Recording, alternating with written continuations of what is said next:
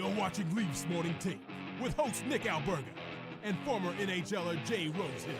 The show starts now. Love them or hate them, the Toronto Maple Leafs firmly back in the spotlight here in Toronto. Nick Alberga, Jay Rosehill, the Tuesday edition of Leafs Morning Take presented by Bet365. How we doing, Rosie? Is Jekyll and Hyde back this year? Thought they solved that last year, and my goodness. Hey, it was the first group chat of the season where it's the sky's falling, this team is finished, they're cooked, to holy crap, the Leafs are back. I'll tell you that. It's wild, man. It's like the tale of two teams, seriously. How do you go from those first two periods to the third? I don't know. Inconsistency isn't exactly a good look for a team. I'm happy they pulled off the win and that they were capable, and that was like a historic win. I don't think in the Leafs' long history they've ever come back from 3-0 in the third period to win in regulation. So that's what it looks like, boys. But like everybody said after the game, how do you have those two sides of the coin in a 60-minute effort? Like it's I agree with Berube and everybody else. It's mental and it's preparation and it's unacceptable. It just makes no sense when I'm trying to rehash what happened last night. Like, that was arguably the most embarrassing first 40 minutes of Craig Berube's tenure as the head coach of the Toronto Maple Leafs. Like, they were lifeless. The shots were 24-8 for the Pittsburgh Penguins, who are supposed to be one of the worst teams in hockey. I know they've had a good start to the season. Guys are banged up like Raquel and Brazeau, and they come out there and they're literally in beer league hockey when the opponent's just too good for you and they're passing the puck around.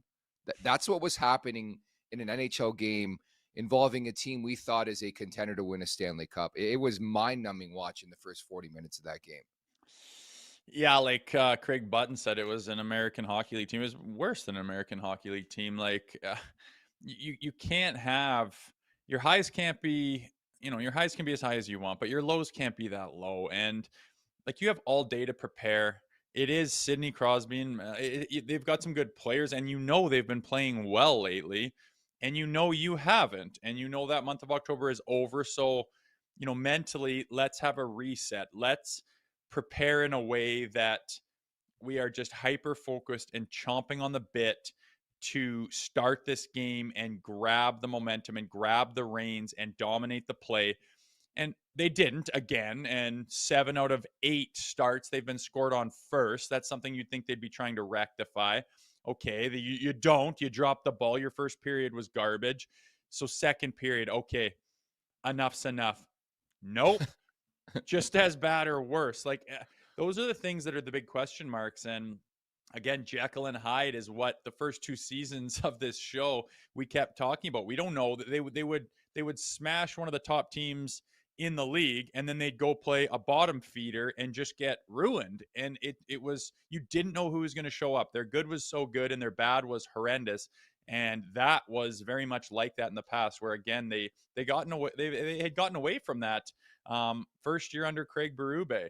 And as if Mitch Marner is the answer to all of this. It's not. And it is the leadership, it is their character, and they need to rectify it as soon as possible, because it's not even close to sustainable playing that kind of yo-yo hockey.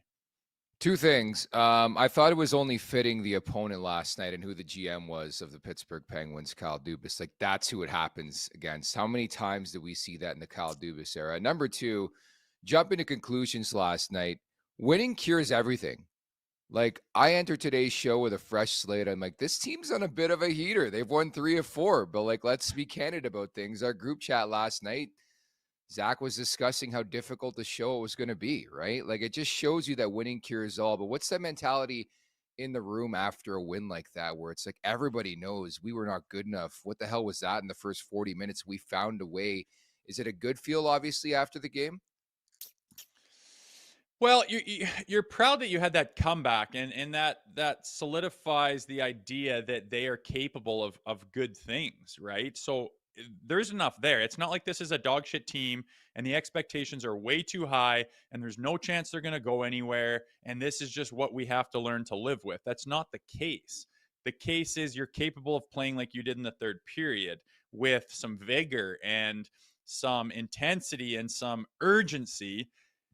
So But on the flip side, the frustrating part is you shouldn't have had to do that to win a game by 1 goal, right? That's the hole you dug yourself. So, it's the NHL. The expectations are high, and the margins are thin. So playing the first 20 to 40 minutes the way you did, I think that's probably going to be the focus, with a little caveat on, yeah, unreal job getting the win, playing that terribly for 40 minutes.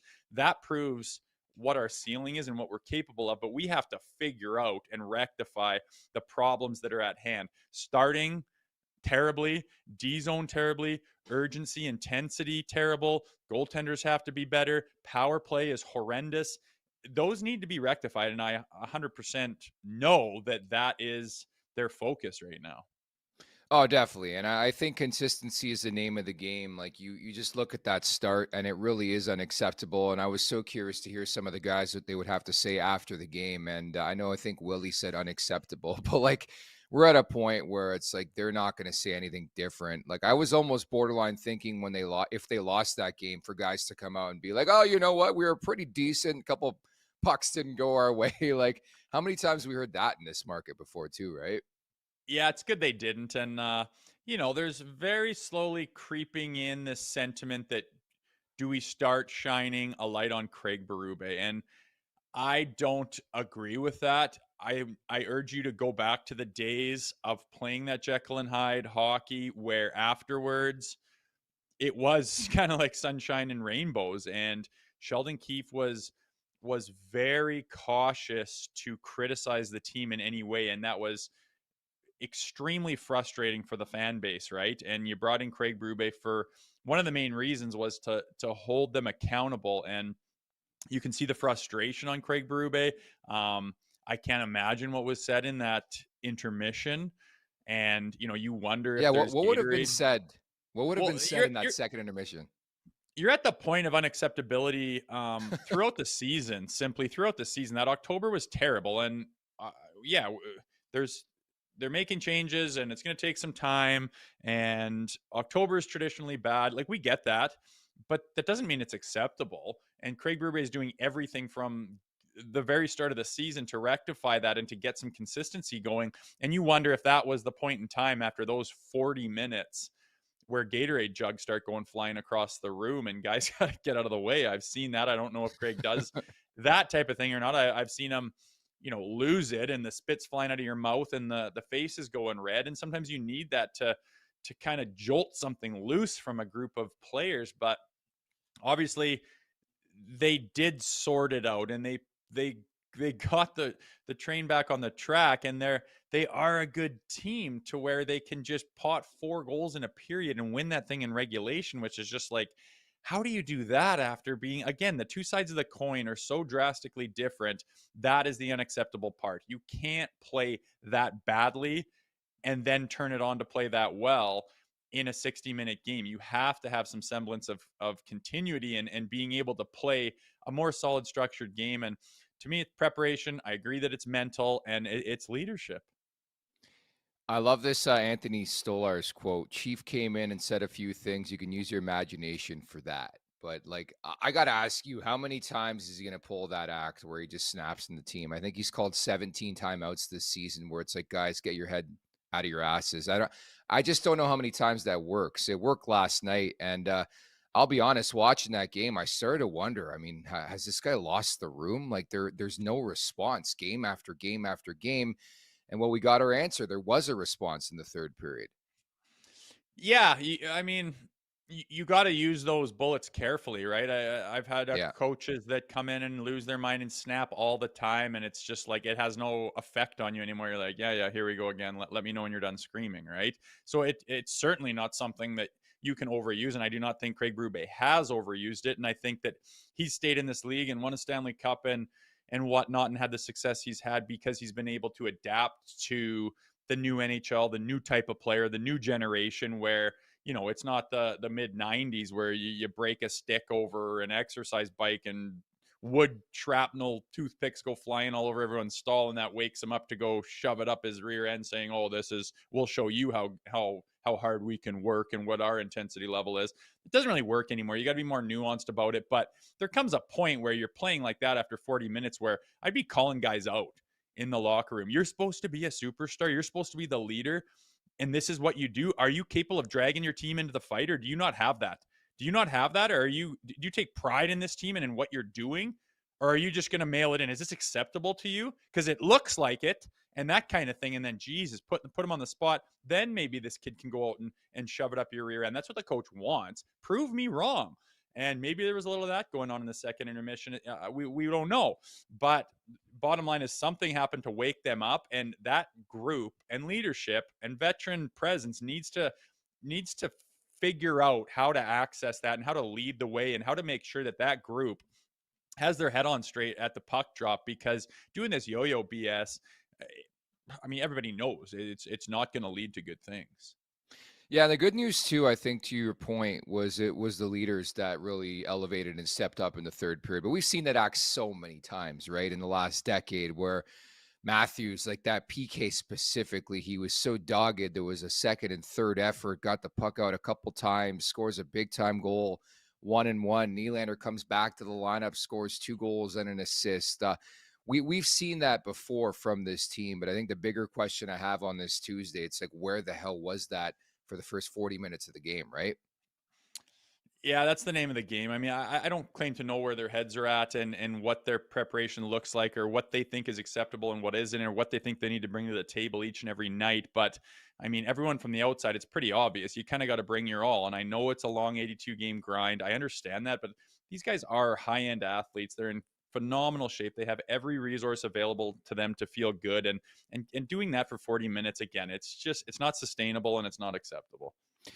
Meantime, our Super Chat charity partner is Sick Kids. Want to make sure that your question or comment gets on the show. Hit us up with a Super Chat. Proceeds from our Super Chat will go to Sick Kids, ranked the #1 research-intensive children's hospital in Canada and 3rd in the world. And speaking of which, you got a big announcement to make on today's podcast. So happy to bring in from Sick Kids Foundation.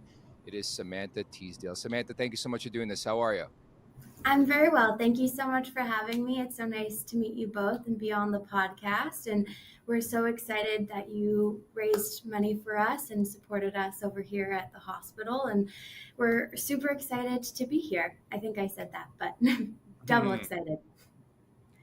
Well, thanks for coming. We appreciate it. We've been doing this for a little while, and we're happy to raise some money for such a great cause. Can you tell us a little bit about the program and exactly where this money goes?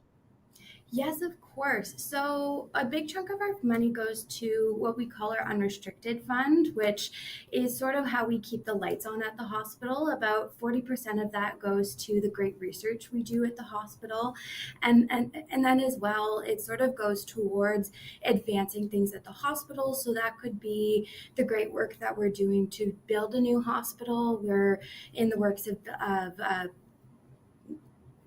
launching ground to get some new construction going, and as well just to go above and beyond for our patients, as our doctors do every day. So with the money that people raise, we're really able to do much, much more for the patients that we are able to support, which is really amazing.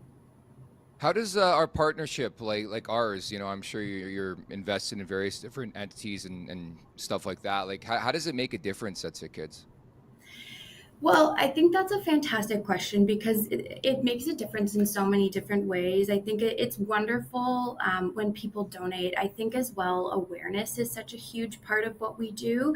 I think when you're talking about a children's hospital, there's so many things that go on all at once. So really having people understand the great work that goes on in the walls of Sick Kids, and then as well beyond Sick Kids, is such a fantastic thing to be able to communicate to different communities that we maybe not be able to talk to.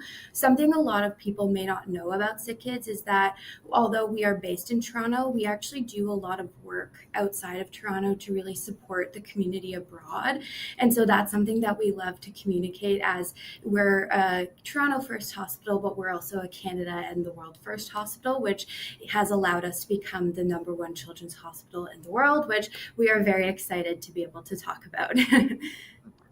I believe it. Samantha, can you tell us like what some of the needs are that people might not know about and might encourage them to get involved as well? Yes, I think with the hospital, that there are constant needs. I think when we are talking about huge research projects, which we have very lofty goals for the work that we want to do, and so there's always needs in the research space. And as well, we are a very restricted building, so we are constantly dealing with things such as capacity and space, and so those are things that we are definitely working on.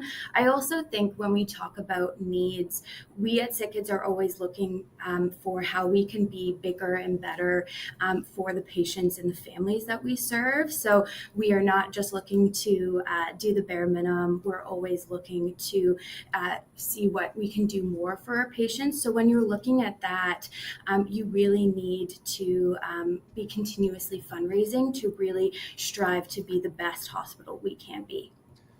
Awesome stuff. Samantha, thank you so much for giving us a couple minutes today, and we look forward to continuing this partnership with you guys. Yes, well, thank you so much for your time and, of course, your time, your donation. It really, truly means so much. We always say that another thing that's so important about the work that donors do is we talk with our patients about and our families about people donating to the hospital, and they love those stories because having people who they don't know wanting to support them is such a huge thing. And so it really does make a huge difference, not only fundraising wise, but it really allows for our families to feel connected to the community in a huge way. And so really feel proud of the work you've done because it really does make a huge difference. Our pleasure. We appreciate it. Take care, okay? Thank you so much. I hope you have a great rest of your day, and Thank I you. hope to chat soon. Thanks Sounds so good. much. Take care, okay?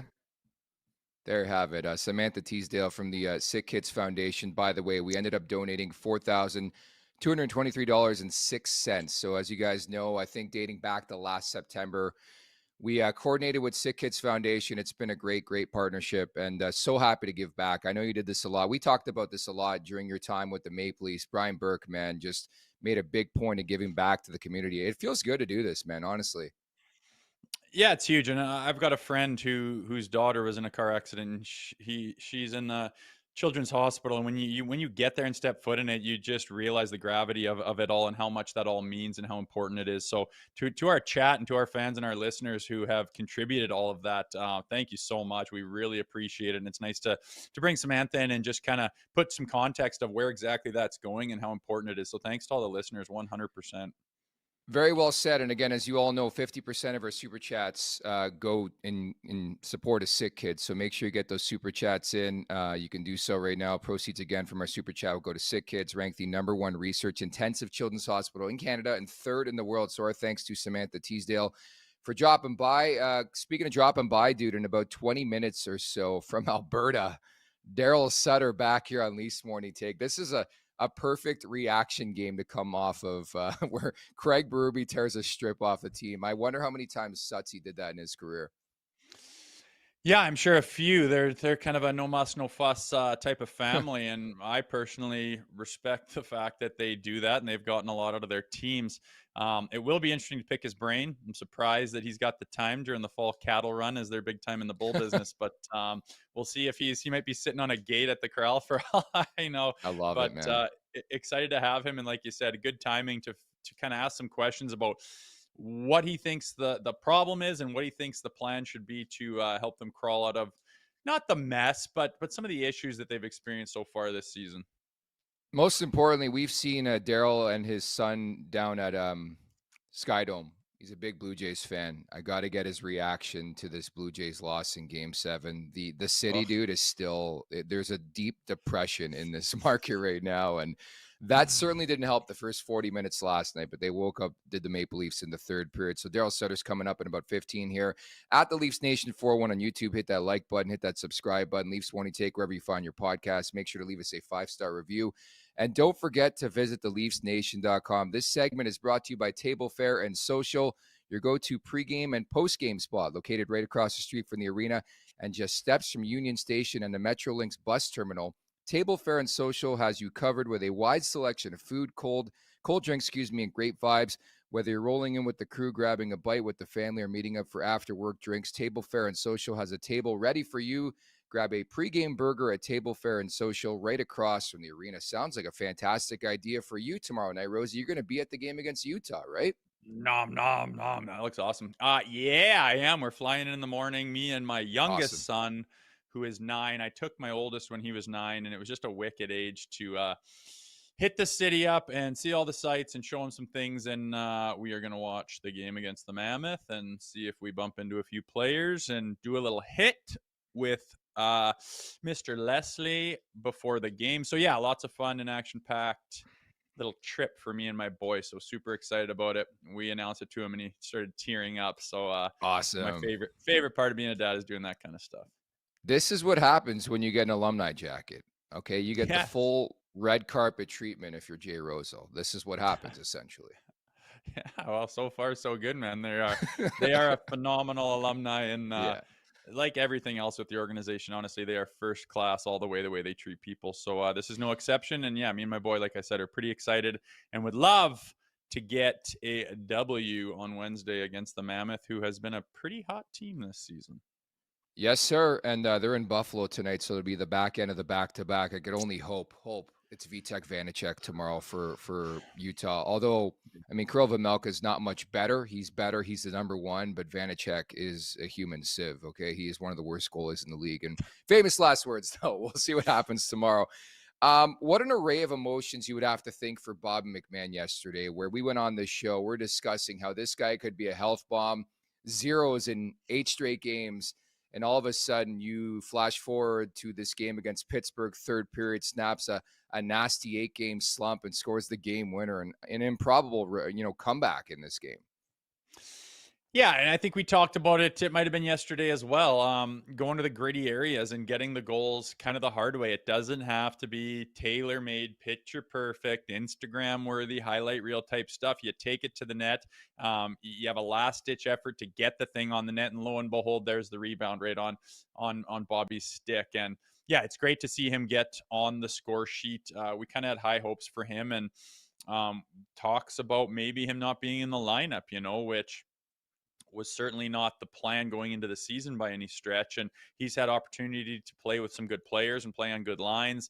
And after the very first short nugget of the season, it didn't lead to too much fruition, as you mentioned. So to see him get that monkey off his back is fantastic. We know from the end of last year into the playoffs that he could go cold and dry up offensively and not be all that effective. So I hope that, hockey's a funny thing where when you get into a rut, sometimes all it takes is one for the floodgates to open. So everyone's looking for that to be the case for Bobby McMahon. And on the flip side, it's Matias Maccelli getting the health bomb.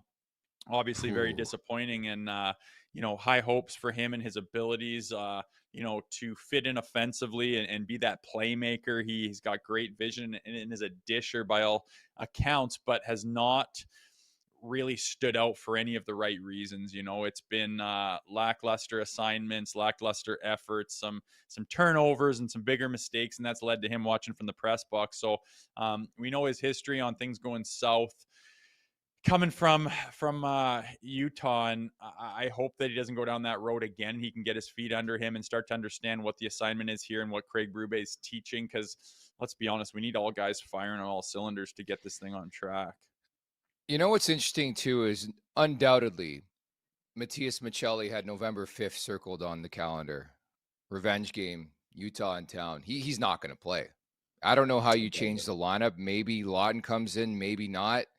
I don't know how you change the lineup after a comeback like that. And that's the unfortunate part about this. I don't think it was the wrong decision. Having said that, we talked about this the other day. You probably could have made a really, really good case for about 6 or 7 guys to maybe sit for a game here. Yeah, it'll be interesting. Usually you don't tinker with the lineup after a win, but that was a unique win, an improbable win, and a win in a way that you do not want to do it all the time. So we'll see if there's changes made. I don't foresee there being any avenues to justify putting Maccelli in. I understand it's his previous team, but I don't know if that's enough to get it over the finish line. We'll find out. It'll be interesting, but it is about time that Scott Lawton stepped in. We haven't got any word of that, but I would not be surprised if it was tomorrow night. So we'll see. And again, you know, starting to be a logjam of bodies up front, especially with the emergence of Nick Robertson. And I got to give Nick Robertson his flowers, man. You know, intensity, work ethic, um, are some things that are called into question with this team sometimes. And if you ISO cam Nick Robertson, he is working his rear end off every bloody shift, and he looks fast, and there is no question of his work ethic, and he's been rewarded for it this year. So you know, all that's been talked about with him for a while now has been trade talks, and maybe that'll go away if he starts to become effective and can be consistent is the big thing. I'm all about watching that kid in the lineup doing what he does, because he brings a lot to the table that everybody's asking for. And if he can do it consistently, that's been his only knock. So all eyes on Nick Robertson to see if he can revitalize his spot with the Toronto Maple Leafs here, and maybe calm some of those trade talks and whatnot, because there hasn't been anything come to fruition, obviously. And he's emerged as one of the guys that's standing out here recently, and now in, what is it, 6 games now? So hats off to him. I got to give him his flowers.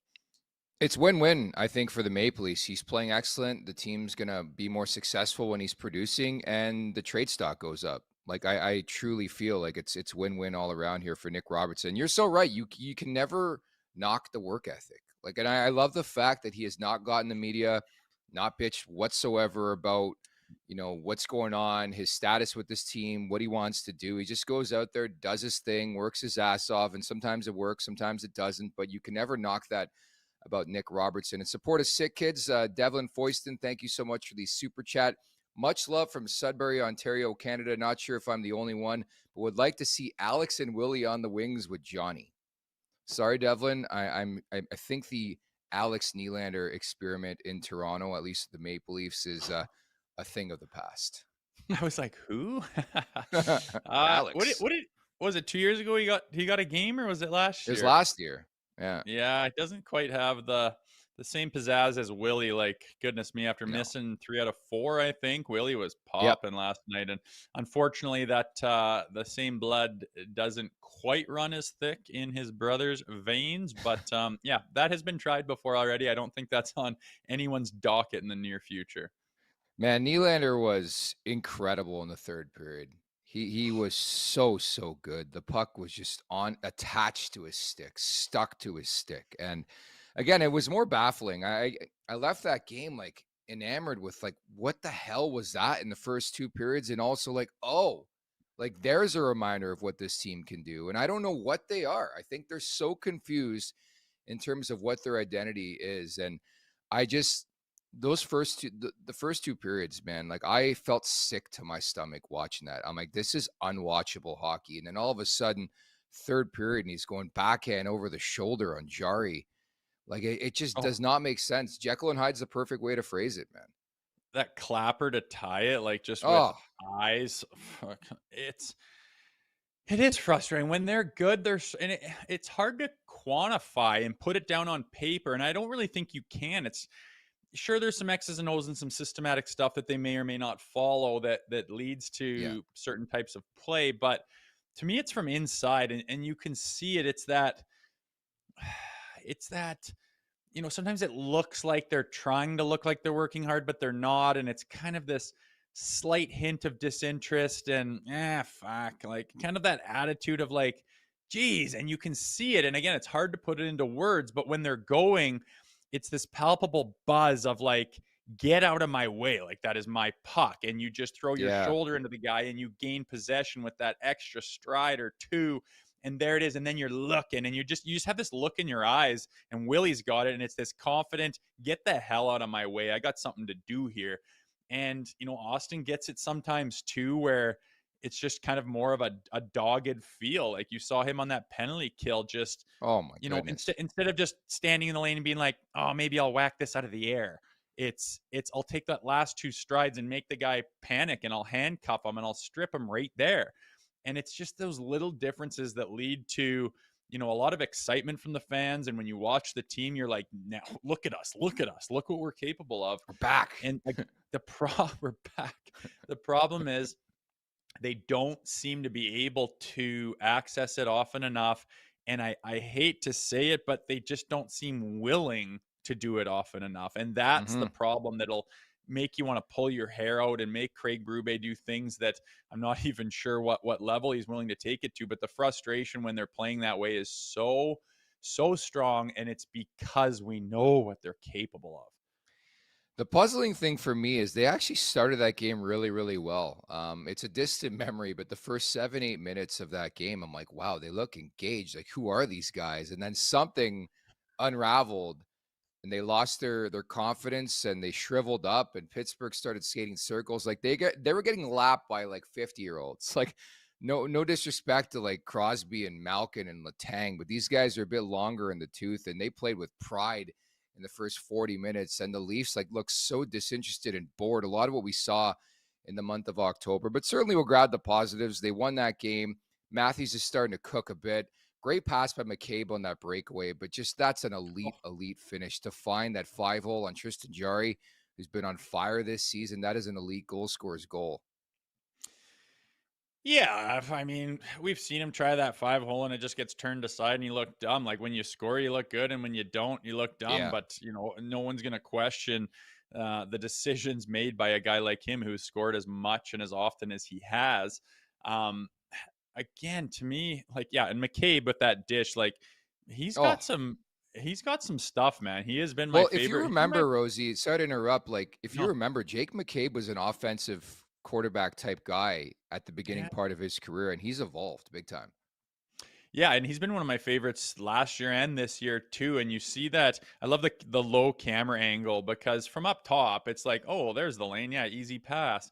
But from down low, all you see are legs and bodies and sticks and jerseys. And for him to have that vision, he can pop one home. And like you say, he's got his past of having that type of play on his resume. But yeah, and I guess it's not the most insane thing in the world, but I do like him back there. He's been kind of the shining piece of Yeah. that rear end, and I hope that they can find out how to be a little bit less scrambly. I hope that when Joseph Woll can finally get back, with the team full time and be an option to switch hit that crease with Stoli, that Huge. the numbers can kind of come up.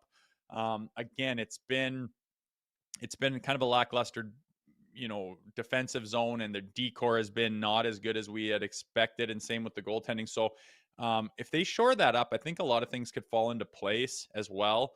But for Austin Matthews and Willie Nylander and these guys, like you talk about Crosby and Letang and Malkin, like it doesn't take long to become a guy that you're pretty old, like your best days are behind you. And these guys on the Maple Leafs, your prime is now. Like there's no you can't keep waiting for shit to happen. Your career goes by too fast. You have to get things done and impose your will on the league when you're in your prime, because it's a window that doesn't last forever. Like I don't know if some guys take that for granted or not, but all of a sudden you know, you're not in your 20s anymore, and you notice like, geez, it takes a little while to recover, and then that injury that used to be gone in 3 days now takes 10, and I don't quite have that quick snap reaction that I used to. There's a slight delay, and you feel it, and there's no getting it back. You can hit the gym or take your supplements or do all the bullshit. It's not coming back. You're not going to go backwards in time. So I just hope these guys realize that the clock is ticking. You are veterans now. You have the experience. You've felt what you've done when you've lost and come up short. Now it's time to rectify that shit. The time is now, and hopefully it started with that third period, because it sure as hell wasn't the first two. At the Leafs Nation 401, hit that like button, hit that subscribe button. Again, we're minutes away here from Daryl Sutter, two-time Stanley Cup champion, jumping on the podcast once again. Want to give some flowers as well. He talked about the crease. I thought Stoli was fantastic. Makes 34 saves in that game. Of course, the big story is 3 goals and 324 there in the third period and coming back after just a miserable first 40. But I thought Stolarz really held them in and kept it a 3-0 game, which is so vital. And Brandon Carlo had probably his best shift as a Maple Leaf in the final minute on the ice, blocked 2 massive shots. That's the type of sacrifice you need to win in this league. I don't care if it's game 13 or game 2 of the Stanley Cup playoffs, man. I really have to give him his flowers. I know it's been a tough start for Brandon Carlo, but that's what he can bring to the table. Yeah, that's great to see. We talked about McCabe. Carlo stepped up as well, and that's an absolute necessity with the absence of Tanev. I mean, that is a gaping hole in your back end. He has been their rock back there and an anchor that everyone can kind of hook themselves to and benefit from. And with him gone, it is a hole. So it's nice to see him step up. Like you mentioned, it hasn't been his best start, and we know he's got better hockey in him with the trade, what we gave up to get him. Like, he needs to be an asset back there, not a liability. So again, we've talked about October being garbage and that being a theme in the past, and then being able to crawl out of it for all the sky is falling talk and what it would have been if they didn't pull that win off yesterday. It would have been more of the same. I was so glad to be able to do a different type of show, because we've, with their record and performances in October, it's getting to be like, Groundhog Day, talking about the same subpar performances and what the issues are. So hopefully something jogged loose there, but that is how fast it can happen. You have a surprise win, you get Carlo going and McCabe and Nick Robertson's buzzing and Willie's doing his thing and Austin's playing with some vigor. And then all of a sudden, November comes and goes so fast, and you're like, my God, look at where we are and look what kind of hockey we play. And, the subpar October is all of a sudden a distant memory. So again, all you can do is hope that is the theme that they are getting on right now. That's right. It's November, and historically, that's when the Maple Leafs wake up. Right now, we're happy to bring in today's guest, two-time Stanley Cup champion. It is Daryl Sutter. Daryl, thank you so much for doing this. How are we doing after Saturday's tough loss for the Blue Jays? Was a rough night in our house, but we got through it. It's funny, all year from us being in LA over those years, we talked about this year. Wouldn't it be awesome if the National League winner was LA and the American League winner was the Jays, and they could play in the World Series? So it's like I said yesterday to you, that to go 7 games and go extra innings, I mean that's the perfect scenario. And you think about a couple inches short on a couple of them plays, all it is. Yeah, 100%. With the margins being that thin, Sutsy, it makes it kind of more devastating when they don't pull it off. But at the end of the day, when you look back, you can be proud of that team, right? And I can't really say that's been the case with some other playoff losses in other sports in Toronto. One thing in Canada, when you talk about it, because they're our only baseball team, everybody got on the wagon. And big reason why is because they seen it was a team. And it's so much hype nowadays about the star and the guy who's not playing good and all that. But then you see the team and what they could get through their lineup. It didn't have to be the big guys. Sure, Springer, Springer and Vladdy made big plays all through, things like that. But those guys coming off the bench, those role guys, that was our sport. Those third, fourth line guys, and those guys coming out of the pen, giving you 3 batters, things like that. Those guys were unbelievable through the whole playoffs. It hurts, but over time it'll get better into spring training. I think spring training, guys, is like 99 days away, so looking forward to that. But do you think there's something the Maple Leafs can learn? Like, I like the fact that you brought up the team first mentality, because that's what really dragged me into the fight from the Blue Jays perspective, how likable that team is. Those guys played for each other on a daily basis, right? Yeah, you know what? In saying that also, when you've coached and played on winning championships, they play. The reason they win is because they play for each other. And it doesn't mean everybody's always buddies, but they play for each other and they back each other up. And the Jays did that. And can the Leafs learn from that? Sure. But you know what? What they're going to learn more than anything is, you get to Game 7. That means you're still a champion. Like, you think about it, when you get to that far, you're a champion, and so you take that. So, hey, we want the Leafs to get there. For sure. And by all accounts, they're trying to do that, but it's been kind of a yin and yang season. Like, their good is very good, but their bad is bad. And that was on such display last night, with just the worst 40 minutes they've played, followed up by some of the best 20. If you're Craig Berube, what do you do when your team is that inconsistent? I think you're looking at the fundamental part of your system, and you got to correct those little things, like you watch. And whether it's a rush read, there's simple reads. I seen Nylander said it a few days ago about just the simple things, and he's dead on. Like, there's 1-on-1 reads, there's 3-on-2 reads, there's back check reads, there's D zone coverage reads. Do all those little things right, and then make that good. Just try and be a second quicker in everything you're doing. I think they, as much as they miss Tanny on the ice, a lot of what I'm saying there, that's what Chris Tanev does, right? those things, and that's the stability that you always go back to is guys like that, and they need guys in the ice. Everybody doing that. I think that it's coming for them. I think that the real hot point always in the NHL is used to be. Remember they'd say U.S. Thanksgiving. Well, that's the 20 game mark right there Yeah. for teams, and that's when you get a really good. Sometimes there's a discrepancy home and road games, but usually you have a pretty good read on your team after that and who actually is, because when you got a lot of new guys and young guys, there's a buy-in too. There's a system buy-in, and when you're not practicing a lot, it's more than me talking to you and line mates and deep pair and goalies, all that. So it's more now not about practice makes perfect. It's about just sort of demanding that of each other, and you know exactly what we're doing, and then it'll all come out for them. I'm happy you brought up Chris Tanev. What a warrior. Freaky situation, of course, over the weekend. But what was it like to coach Chris Tanev? Well, he was easy to coach because quite honest, we were a lot alike, and you could talk personally to Tanny about anything. It didn't have to be hockey. So that was a cool. It wasn't even. I'm not sure it was a coach-player relationship, quite honest. But on the ice, you knew he was ready for every game. You knew he could play against everybody. He played hurt, and what he's going through now is something different he didn't have before. But he played hurt, and and he could play with anybody too.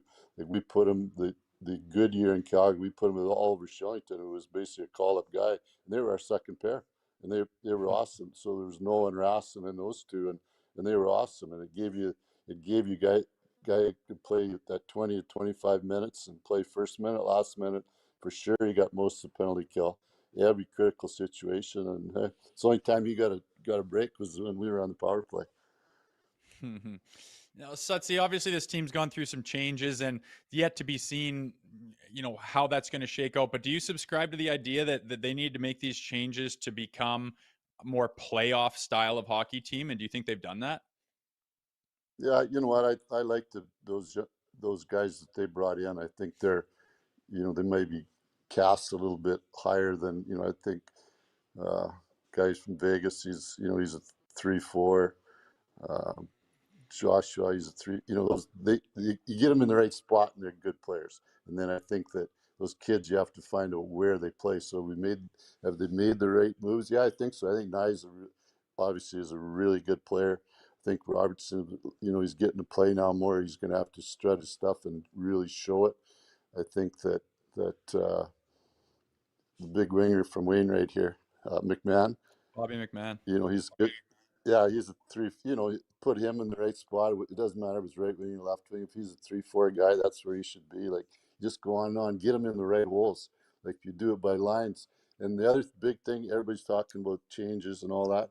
The big thing is, I went through this, and it's dead on. Like when we lost in Calgary, you lose Matthew Tkachuk and Johnny Gaudreau in one summer, and it doesn't matter how good players you bring back, you don't replace those guys. Like, it's hard, and it's the guys that they played with have a hard time.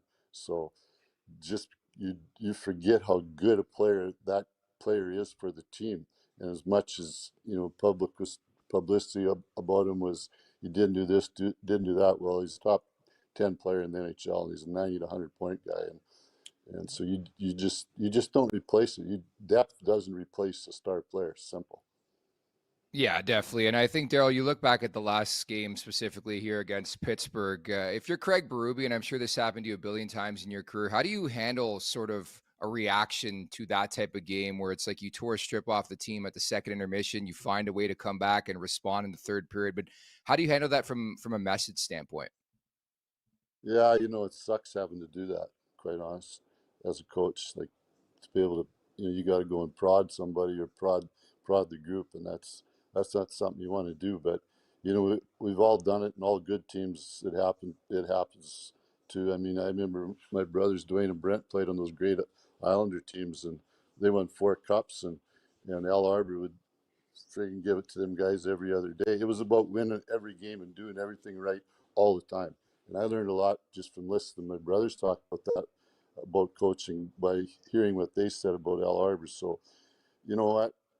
Do you like doing it? No. Do you got to do it? Yeah. Do you like how they respond? Yes. Do they always respond to it? No. So it's I remember once we were I was coaching LA, and it was Jeff Carter, and I'd given the guys hell. We'd played Nashville, playing Nashville's after the second period. And I think we come back and won. It was like 8-7, and that's when we'd only give up like 2 goals a game or something. That's how good a team we were, and I was pissed off.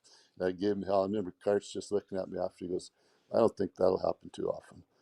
And so you got your teams your team's in a good place then when that happens. And Sutsy, was there an art to that, like figuring out when to clamp down and keeping the guys on their toes? Obviously, you want to keep some bullets in the chamber. You're flying off the handle all the time, Yep. and especially with the new Yep. generation come in there, everyone knows they're a little bit softer and don't respond to that. Is it tough figuring out that mix? Yep. These two rules still apply though, Rosie, when you say that. Is number one. There's a time when the coach has to have the room. There's a time when the coach has to give the players the room, and good coaches know that. And it's clear. Like it sounds sort of vague and broad when you say it, but when you're on the bench and you're in the room, you know exactly when that's going to be. And it works even better when the players know when you're walking off the bench. I've had veteran players. They know what I was going to say or what I was going to do. They just grab your arm when you're walking off the bench between periods, and they'd say, I got it. I got it. You don't have to say nothing. I got it. And that's when you got a good team. Would love to know what was said in the second intermission, but a big topic of focus in this market the last couple of weeks has been Anthony Stolarz coming out in the media, sort of calling out his team. Did you have any issue with that? Yeah, not at all, but you got to back it up then. I think the Leafs' save percentage and goals against is not great. So I think they hopefully they get Wall back soon, and because that's strong competition in the room then again. So and I like Stolarz a lot. He's a really good goalie. He comes with a pedigree, but you got to back it up too. Mm-hmm. What's your prediction, Sutsy? Do these guys, they always have a subpar October. They had one last year and won the division. You think this team's going to figure it out and be a force this year? Yeah, and I think they're trying to get away from that history part of it for sure, right? Because it's like me I got the '67 black and white Toronto Maple Leafs Stanley Cup team on my wall in the shop down here. So I'm waiting for it, but you got to move past that, like October, November stuff. You got to say, it's tomorrow. What we're doing tomorrow. You go a game at a time and take it into. Whether it's U.S. Thanksgiving or take it into Christmas, you want to be at a certain point by then. And you know what? In the long run, this is not the worst thing for them because, quite honest, there's been times the last few years where they were kind of on cruise and still winning and relying on the big guys to win the game or the power play to win the game. Maybe now this is a really, really good teaching and learning experience for them right now. Only time will tell. Daryl, can't thank you enough for hopping by the show today. Appreciate it. We'll talk soon, okay? Yeah, you guys have fun. Good day. Thanks. Take care. 2-time Stanley Cup champion Daryl Sutter, and I love it, man. Very straightforward. I mean, in his analysis, his breakdown, and I think I couldn't agree more. The one thing that's been running through my mind the last little while is like all these people are like, okay, we'll sacrifice points in the regular season to be harder to play against in the playoffs. And granted, it's been a roller coaster. I mean, sometimes you're questioning what the hell they're even doing out there, but I think essentially that's what we're seeing is a team trying to pace itself. Now, it's easy for me to sit here and say, hey, that's what they're doing. I think the eye test suggests otherwise, but I think people just have to be patient with this process, Rosie. Yeah, and that's a tough ask with their history and the market that they play in, but we've been vocal about that being the case as well. Again, and then you watch as closely as we do, and you lose patience sometimes, and you need to reevaluate and step away and say, what do I really think of this process? And to me, what I can't handle is when the effort and the interest doesn't seem to be there. That's when I would be chucking Gatorade bottles around because it's just so unacceptable. It's too important. The seasons come and go so fast. Like I mentioned, your career comes and goes so fast. I don't think anybody there, I don't think anyone in the NHL, like you look at some of the best and the McDavids and the McKinnons, like the ones who are the best are the ones who fully understand that. The time is ticking. I will not waste a season. I won't waste a game. I won't waste a shift. And that's where the unacceptable part comes in, is when it doesn't seem like they're on board with that. And to hear that maybe they're pacing themselves, I think is bullshit. You don't have the luxury of pacing yourself. You're not good enough to pace yourself. And like Sutsy says, maybe it's a blessing in disguise to a degree, where they're scrambling right now, and they're trying to figure out what the hell it looks like, where they can be in a place that they're happy with. And maybe, like he said, in years past, it feels like they could go on cruise control and still win. And we're looking out the side of our eyes going, my God, that wasn't very good, but it was a 5-3 win. How do you argue with it? Maybe this tough start will kick them in the ass and make them understand that there is only one way to play. And once they find that formula, and maybe they're finding it, they understand that anything less than that is just going to lead to disappointment. So again, it's fun to follow these seasons and see where they take off. Fun to have different angles and get guys like Sutsy to give us his look and his take on it. And I think he's bang on. Yeah, I'm naive. I think like it's tough to quantify in words what pacing yourself means, but I watch Tampa, I watch the Florida Panthers, like they win when they need to and they find a way to get in. That's all I'm saying. I don't think, No. I don't think On the Mind is first in the Atlantic Division, but I think you're right in your assessment. Like the eye test has not been pretty. Like I don't know what's going on defensively, man, but the way they're just it's again, it's Jersey Shore, the grenades. I hope you get that reference, but that's what it feels like on a nightly basis. They're just throwing nukes up the middle. Like they got no clue what they're doing defensively. And at times I'm like, how is this the same team last year that was so stealth defensively and they really played within themselves and their system? They look absolutely lost. And I know Chris Tanev's not there right now. Like it's been a rough start for Phil Myers, but as a collective unit, again, you would know more about this than me. They're just not playing like a team, like for 60 minutes. There's been pockets throughout the season where you're like, shit, like they're coming at them in waves. I haven't seen that for a full 60 minutes yet from this team. No, and that's hard to do in the NHL, and it's what everybody is trying to get to. But it's not. It hasn't really even been close, right? Yeah. Like you say, you're throwing nukes up the middle. It seems like we've talked about it maybe later last week, where it looks like they're just kind of winging it. Like it's not. It's not this. It's not this head down. I know what I'm doing every shift, every play in every zone, because we've gone over it. We know it works and everyone's bought into it. And you know damn well that guy's going to be beside you, supporting you. You know, when you make this chip or get it deep or switch sides or whatever the situation is, that the guys out there are on the same page, because it's a system that you've all bought into and you all trust it. They're not there yet. You can see on the television that it's like that guy just was making it up as he went and trying to figure it out as the play developed, and that's not really conducive to winning in the NHL. But again, we have preached patience and getting to that point. You don't just snap your fingers and drop the puck in early October and you have that, right? And this team has made changes and they are looking to become something, and that is 100% a process. So I'm constantly reminding myself when they don't play their best that this is exactly that, a process. We're not even at the 20-game mark. We're not even at Thanksgiving in the US. So take that for what it's worth, and understand that when they do access their best, they're pretty damn good, and it's a season long trials and tribulations to try to get where you're going. And I just think it's best to support them for the most part, and understand and remind yourself that it is exactly that. It's a process. So the Mammoth in town tomorrow night at the Leafs Nation 401. Hit that like button, hit that subscribe button. Practice underway right now. Easton Cowan and Sammy Blair are wearing extra gray jerseys. Scott Lott and Steven Lorentz are both wearing regular white jerseys. So it looks like those guys are trending towards returning to the lineup on Wednesday night. And there's going to be tough decisions, man. There's an influx of bodies. We talked about this yesterday. I don't know if it's going to be a trade with Robertson or Yarncroke or one of these guys, but they got, at some point, something has to give, and they got to move some bodies out here.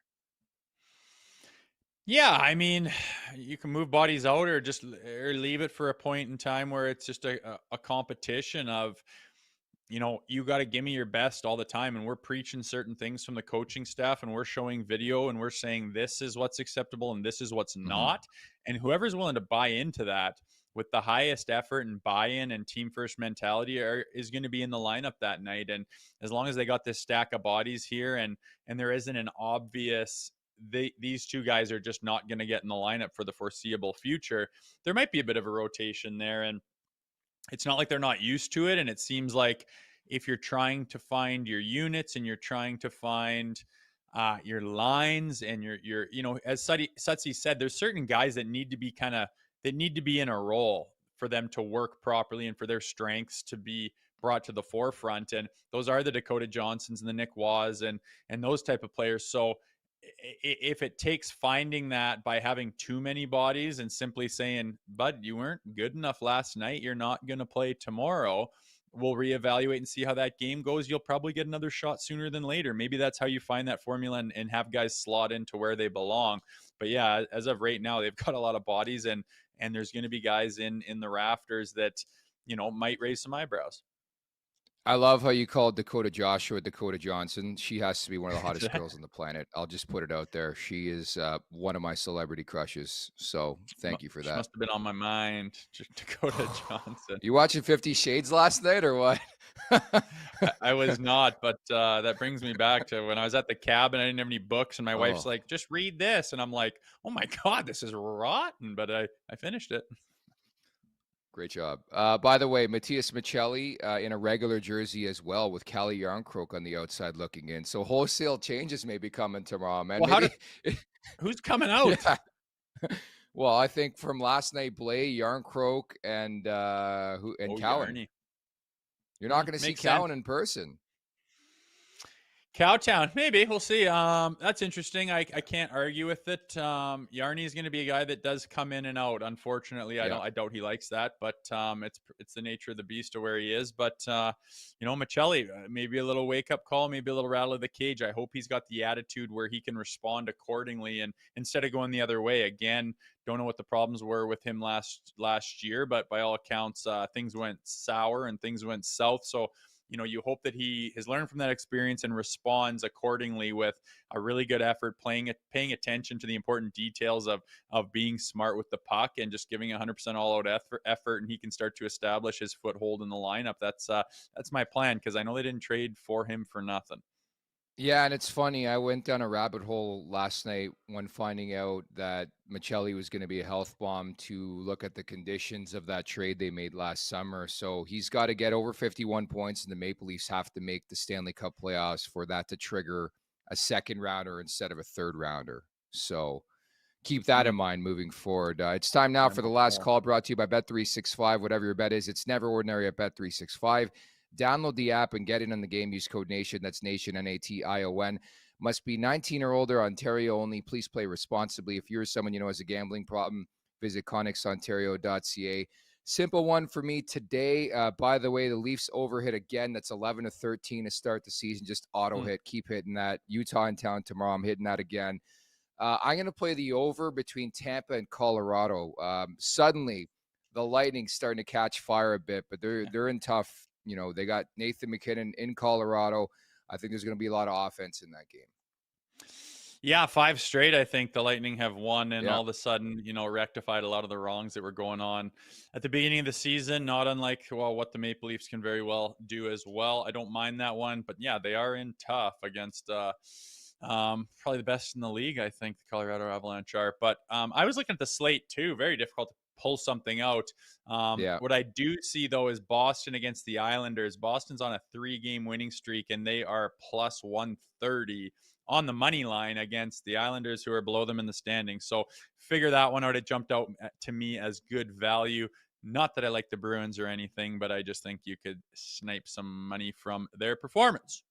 Speaking of which, the Leafs have 2 games coming up with Boston, one Saturday, then returning the favor on Tuesday. So the home game on Saturday, then visiting the Bees coming up on Tuesday. And regardless of who's on that Boston roster, they're going to be in tough on those nights. And I believe the game on Tuesday is Brandon Carlo's return. Fraser Minton going to return on Saturday. So looking forward to that.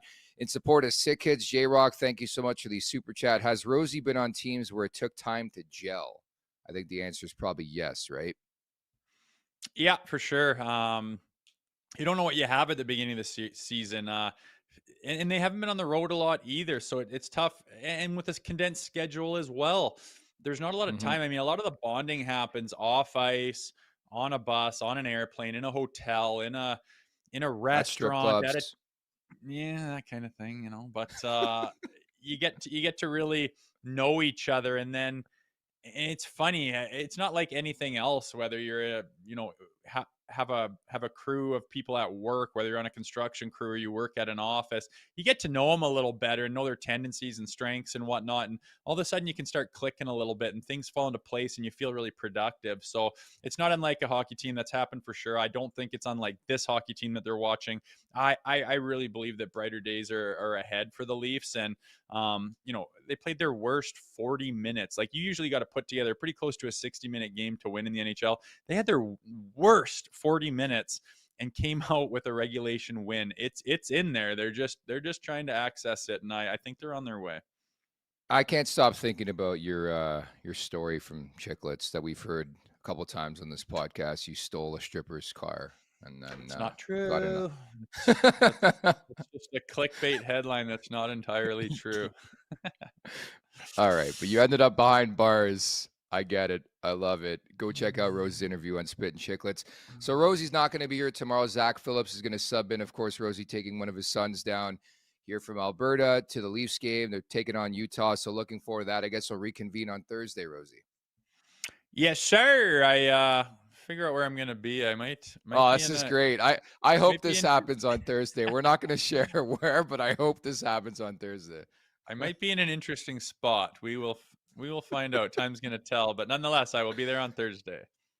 Some dude with a great mustache could be cooking eggs in the background while Rosie does Leafs morning take and getting set for the sheet. We'll just that's your little spoiler. Great stuff, Rosie. We'll see you tomorrow though. I'm gonna try to bump into you at the game at some point here. Right on. That sounds good. I'm looking forward to it, and enjoy. You The bringing game the tomorrow, jacket, by the everybody. way? Is that making its way down like on the plane? You wearing the alumni jacket on the plane here? No, not on the plane. I'm wondering if I'm gonna wear it into the building through the crowd or not. But Oh, you it'll be better with me. wear I'll it, be man. rocking it. And MLSC's got me on the pregame show with Ryan Leslie Wow. there, and I think there'll be some other guests. So looking forward to that. Doing a little Wow. pregame show. So watch for me on the telly. I believe Mayday's there too, no? Yeah, that's right. Exactly. Excited to see him. Love that guy. Yeah, your former teammate Brad May, who we hope to get at least when he take down the road once again. Not, All right, that's not going to too do it. Thank you to Daryl Sutter for dropping by. Again, thank you to Samantha Teasdale from Sick Kids Foundation. If you missed it, we announced our donation of just over $4,200 to Sick Kids Foundation in conjunction with our ongoing charity partner for Super Chat. I was going to say Snapchat, Super Chat, Sick Kids. So we love them. Thank you to Samantha for dropping by. Again, thank you to Daryl Sutter. Thank you to everybody in the chat at the Leafs Nation 401. Hit that like button, hit that subscribe button. Leafs Morning Take wherever you find your podcast. Make sure to leave us a 5-star review. And don't forget to visit theleafsnation.com. Zach Phillips in tomorrow with me. Thank you to producer Vic. For Jay Rosal, I'm Nick Alberga. We'll talk tomorrow. Take care, everybody. Make sure to check out more of our content right here on the Leafs Nation YouTube page. We got long form interviews, we got clips, we got epic rants by Jay Rosal. We simply have it all. And don't forget, you can find out much more at theleafsnation.com. Thanks so much for watching.